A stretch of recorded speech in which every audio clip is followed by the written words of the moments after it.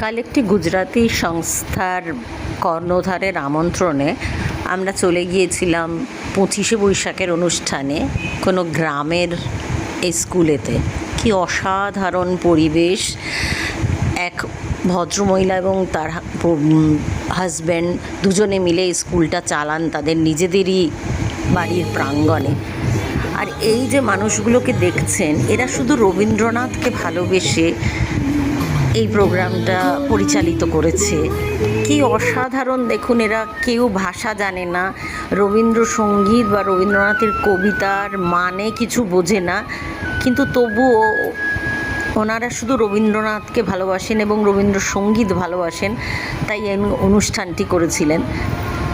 আমি এত মুগ্ধ হয়ে গেছি। আর এই স্কুলের প্রাঙ্গণ দেখে তো আমি অভিভূত, যেখানে ওনারা স্বল্প টাকায় নিয়ে এই স্কুলে ছোট ছোট বাচ্চাদের, গরিব বাচ্চাদের পড়ান।